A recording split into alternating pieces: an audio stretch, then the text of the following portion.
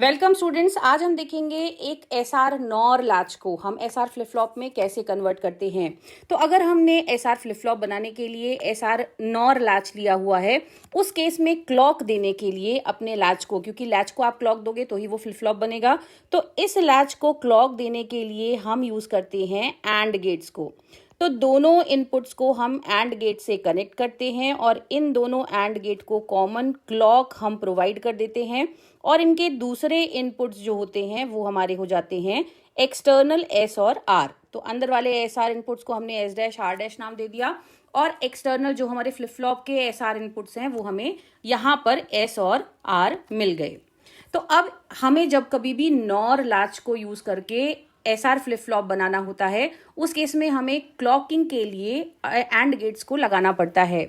SR nor latch का detail description हमने अपने प्रीवियस वीडियो में दिया हुआ है, जिसकी लिंक डिस्क्रिप्शन में दी गई है, आप वहां पर जाकर के देख सकते हैं। तो अब ये जो हमने flip flop SR flip flop बना दिया, इसकी वर्किंग कैसे होगी, इसकी कैरेक्टरिस्टिक टेबल हम एस्टिमेट कैसे करेंगे वो अब हम देख लेते हैं। तो उसके लिए हमें पता होना चाहिए कि जो हमने एसआर नॉर लैच लगाया है, इस एसआर नॉर लैच की वर्किंग कैसे होती है, यानी कि इसके एस और आर इनपुट पर क्या देने से हमें इसके आउटपुट पर क्या मिलता है। चूंकि हमारे पास एसआर लैच में 2 इनपुट हैं तो हमें 4 अलग अलग कॉम्बिनेशंस मिलेंगे। हमने उन कॉम्बिनेशंस को लिख लिया। अब हमको पता है कि नॉर एसआर लैच के केस में 0 जब हम एस और आर इनपुट को देते थे तो कोई चेंज नहीं होता था, और जब आर इनपुट 1 होता था उस केस में आउटपुट हमें 0 मिलता था। बिल्कुल जो नैंड लैच अपन ने पहले किया है उसका कॉम्प्लीमेंटेड वर्जन हमें यहाँ पर एक तरह से मिलता है।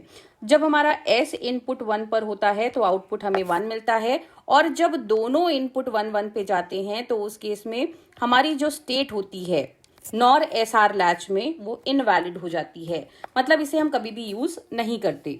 तो एसआर नॉर लैच क्या, ये जो ट्रुथ टेबल हमने पहले बनाया था उसी का हम यूज करेंगे एसआर फ्लिप फ्लॉप के लॉजिकल एनालिसिस में। तो अब हम अपने फ्लिप फ्लॉप की तरफ चलते हैं। फ्लिप फ्लॉप को हमने दे रखा है क्लॉक। हमें पता है कि क्लॉक अगर एक्टिव हाई है तो उस केस में हमारे जो डेटा वैल्यूज होंगी वो सर्किट में ट्रांजिट होंगी। उस केस में हमें आउटपुट पर अपने चेंज्ड इनपुट के हिसाब से वैल्यूज मिलेंगी। लेकिन वहीं पर अगर हमारा क्लॉक एक्टिव लो है, उस केस में हम इनपुट पर कुछ भी देते रहें, हम अपने एस और आर इनपुट पर कुछ भी देते रहें, क्योंकि क्लॉक डिसेबल्ड है। क्लॉक डिसेबल्ड है तो सर्किट डिसेबल्ड है। सर्किट डिसेबल्ड है मतलब आपके सर्किट में कुछ नहीं जाना, इनपुट पर आप कुछ भी देते रहो, तो इस केस में हमारे आउटपुट में कभी भी चेंज नहीं होता।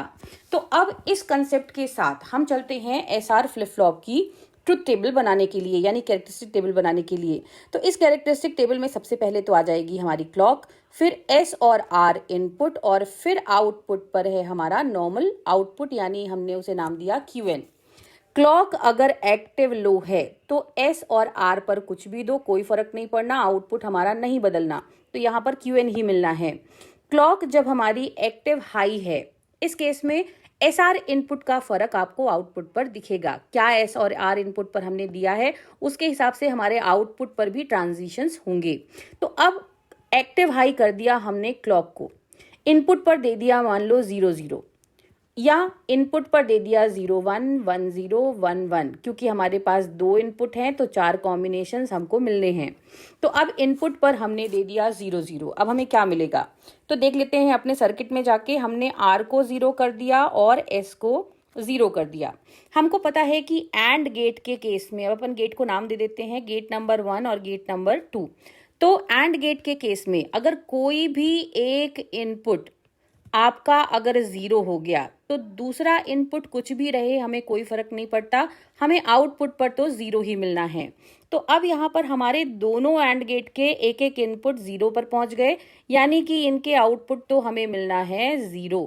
यानी नॉर एसआर लैच में कौन सी कंडीशन आ गई, जब एस और आर दोनों 0 हैं। तो जब दोनों 0 हैं तो आउटपुट पे कोई चेंज नहीं होता, यानी कि इस केस में हमें आउटपुट पे कोई चेंज नहीं मिलेगा।